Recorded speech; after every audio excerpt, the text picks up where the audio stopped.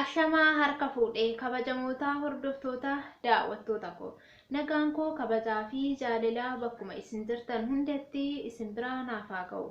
Nagaa fayyaa jaalalliif gammachuu tokkummaan bakkaa fi mana qa'ee isin jirtan hundatti isin waliin haa jiraatu isiniin jechuunis hawwii koo yeroo hundaati. Egaan warreen kanarraa maatii koo taatanii na waliin jirtan galanni keessan guddaadha. Galatoomaa isiniin jedha.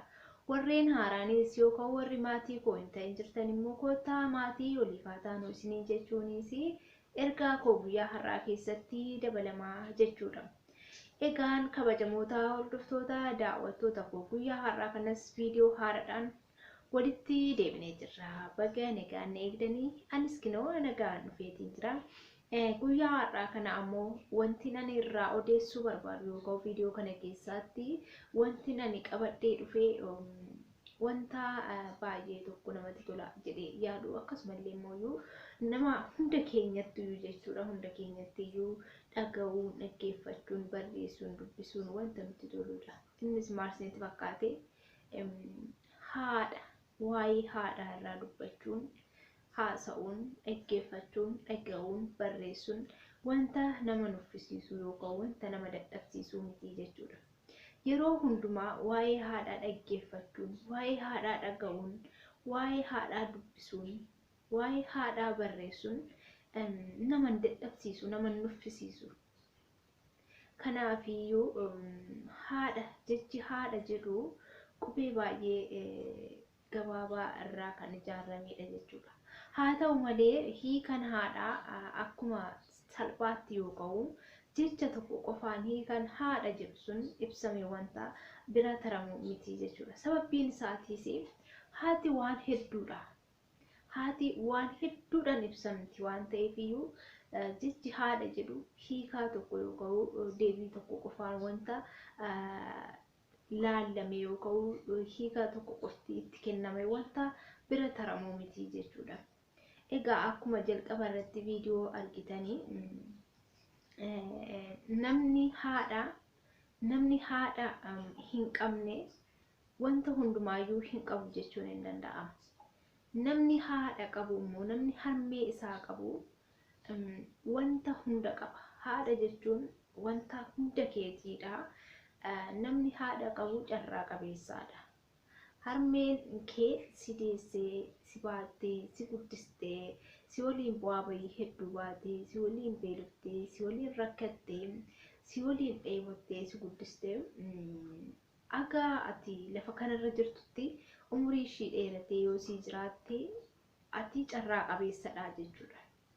Sababbiin isaatiis namni harmeen isaa irraa fagaattee sababoota garaagaraatiin harmee isaa dhabee yookaan harmee isaatirraa adda bahee harmee isaatirraa fagaatee jiraatu jireenya isaa keessatti wanta hedduutu isa mudata jechuudha. Wanta hedduutu isa mudata. Bu'aa bahii baay'eetu itti baay'ata. Rakkoo itti heddummata. Wanta baay'ee arge jireenya isaa keessatti wanti hunduun milkaa'uu fi wanti hundumtuu hin guutuuf jechuudha.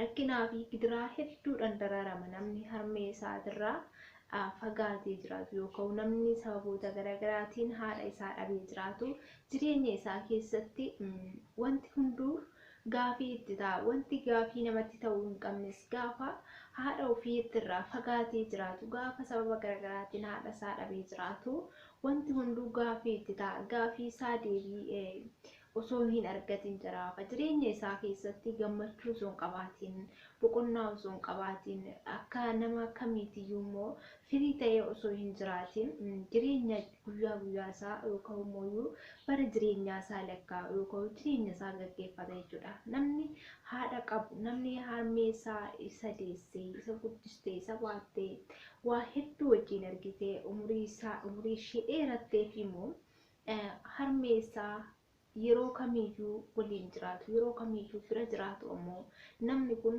carraa qabeessadha. Namni kun wanta hunda qaba. Namni harmee isaa qabu wanna hundaa ni qaba jireenya isaa keessatti. Harmee isaa qabaachuun isaaf carraa guddaadha. Wanta guddaadha. Kennaa guddaadha. Harmee jechuun iyyuu matumaa isaa iyyuu kennaadha. Kennaa nuuf kennameedha jechuudha. namni gaafa harmee isaa waliin jiraatu wanta hundumaa rakkinas gidiraas dheebus beelas dhabas qabas wanta hundumaa harmee isaatiin itti dagatee jechuudha. Harmee isaatiin dabarfata jechuudha.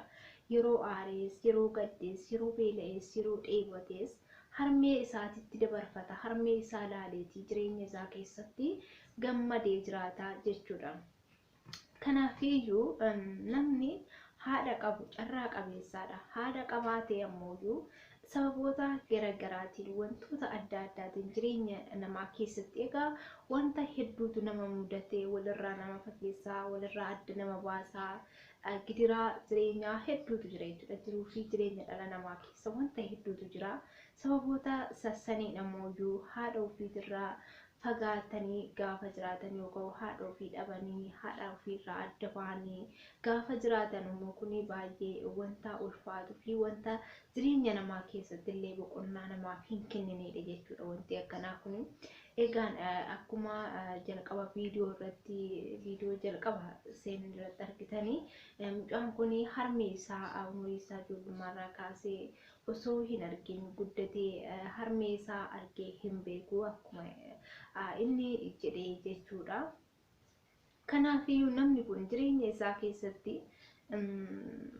wanta haganan jedhamne yookaan baa haganan jedhamne baatee jiraachaa ture yookaan jiraachaa jira jechuudha. Sababbiin isaatiis harmee isaa malee jiraate, harmee isaa malee guddate, harmee isaa osoo wajjin bu'aa bayii baatee, isa guddistee wanta hunda osoo harmee isaa waliin hin dabarsine harmee isaa odoo jirtu irraa fagaatee yookaan rakkoo garaagaraatiin haadha isaa dhabee yookaan haadha isaa irraa fagaatee jiraachaa nama jirudha jechuudha.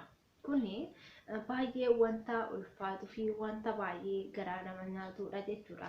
Asuma irratti xiyyeeffachuudhaan ergaan koo yookaan wanti nani dabarsuu barbaadu namni tokko harmee isaa qaba yookaan ta'e harmee isaa lubbuudhaan jirtiif yoo ta'e harmee isaa kunuunsuu qaba. Harmee isaa yeroo kamiyyuu bira jiraachuu qaba. Harmee isaa qaamanillee sababoota jireenyatiinis ta'e sababa garaagaraatiin harmee isaatirraa fagaatee gaafa jiraatu harmee isaa yaadan sagaleedhaan gargaarsaan wanta hundumaaniyyuu harmee isaa bira jiraachuu qaba. Harmee isaa waliin ta'uutii qaba jechuudha.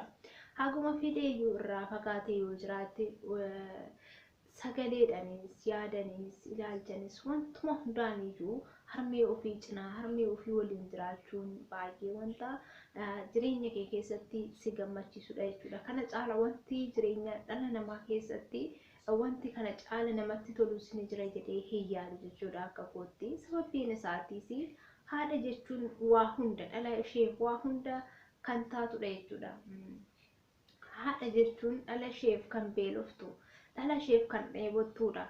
Ofii isheef beeloftee, ofii isheef rakkattee, ofii isheef wanta hunda gidiraa hunda dabarsitee dhala isheef kan dabarsitee jireenya gaarii dhala isheef laattudha. Jireenya gaarii dhala ishee dhaalchistuudha. Haadha jechuun wanta guddaadha. Hiikaa tokko qofaan yoo ka'u wantuma salphaa tokkoon haadha jechuun akkana jedhamee wanta ibsamee bira taramu miti jechuudha. Haadha jechuun wanta baay'ee guddaa fi wanta hagana hin jedhamne hiikaa isaa bakka ni jiramtire bakka wanta hedduudha. Harmee jechuun haadha jechuun waan guddaadha. Wanta salphaatti ilaalamu miti jechuudha. Kanaafiyyuu as keessatti namni haadha qabu, namni harmee qabu qabaatee immoo namni haadha isaa waliin jiraatu yookaan namni haadha isaa irraa sababoota garaagaraatiin irraa fagaatee yookaan harmee isaa irraa adda bahee hin jiraanne namni kun carraa qabeessaadha. Carraa qaba, carraa guddaa qaba. Kennameefidha. Haadha jechuun kennaadha. Harmee isaa haala kanaan jiraachuun isaatiyyuu carraa qabeessa ta'uu isaati jechuudha. Dhalli tokko yookaan namni tokko kanaafiyyuu harmeen keenya harmeen keessan umurii isiniif haa dheerattu isiniin jechuun jaaladha. obboleessa keenya isaa harmee isaa dhabee boru dhufti moo har'a dhufti moo nan argadha moo nan dhabamu laata jedhee yemmuu aduun baatee jirtu ijji isaa ala laalaa qalbii isaa ala yaadaa jirtu immoo harmee isaa haa qanna'u yookaan immoo isaa haa agarsiisu harmee isaa waliin nagaa fayyaadhaan wal isaan haa agarsiisu jechuun jaaladha. Egaan kabajamoota hordoftoota daawwattoota koo guyyaa har'aa kana viidiyoo kana keessatti waa'ee haadhaa haasofnee fixuu hin dandeenyu, barreessinee fixuu hin dandeenyu.